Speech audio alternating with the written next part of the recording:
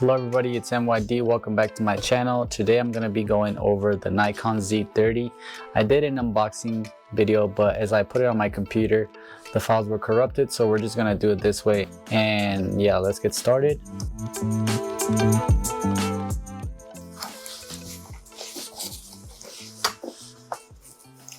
So first off, you get some documentation, just the user's manual, and then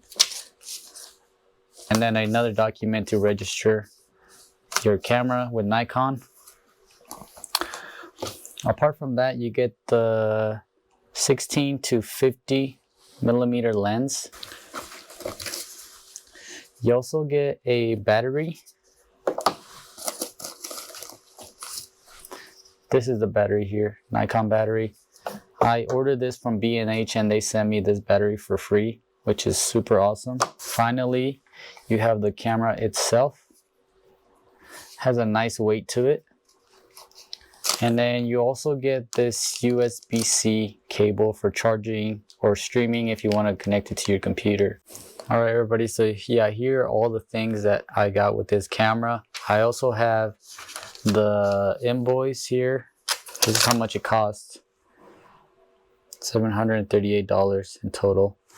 I decided to get this camera after initially going for the Sony ZVE10. I had watched a lot of positive reviews on it, but upon getting that camera, I just experienced a lot of different issues with it that I'm going to talk about in just a sec. But first, I'm going to put the lens on, and then I'm going to include some test footage I recorded as we go along. Alright, so here we have the camera with the lens on now.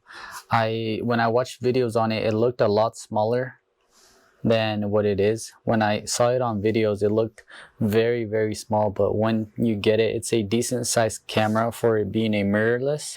But to talk about my experience with the Sony, it was just, in my opinion, it was just built out of cheap materials.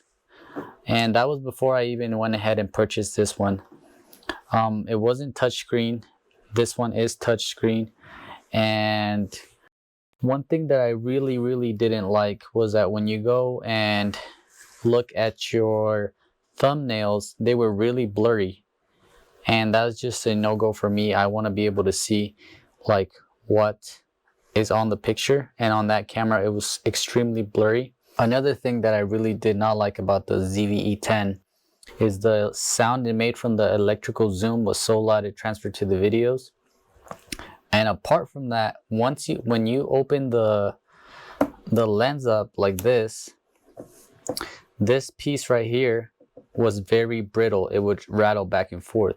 So I think that for the price range for that camera being close to $850, it was not worth it. It sounded cheap, it felt cheap, it behaved very cheap. And like I said, it was before I bought this camera. So once again, the reason I'm making this video is just to share with you the negative experience I had with that camera and to suggest getting a different camera from that or getting the Nikon Z30. This camera, once I got it, I was instantly in love with it. It performed everything that I wanted it to. If you go to the menu, it has a very easy to use menu, and it also has this awesome feature where if you click this button right here, question mark button, it gives you the information for certain things. So if I go to vignette control, for example, I click the button and it gives you the information there. And another thing that the Sony did not have that this one does is that this screen is touchscreen. You're paying $100 more for that one, but yet you don't get the same screen as this one. I would suggest that if you're choosing between these two, the ZV-E10 or the Nikon Z30, get the Z30. Trust me, this is just a much better camera, higher build quality, better lens, better user interface, overall just better. And I got mine from B&H, and like I mentioned earlier, they sent me a free battery, and that is a pretty good deal. So there you have it, everybody. I just wanted to share my quick thoughts on the Sony ZVE10 and the Nikon Z30. I just wanted to share what I thought about them really quickly. This is not an in-depth review, and if you have a differing opinion, you're welcome to have it. That is just my experience. So if you like this video, leave a like and please subscribe, and let me know in the comments what type of content you'd like to see next, and I'll see you on the next one.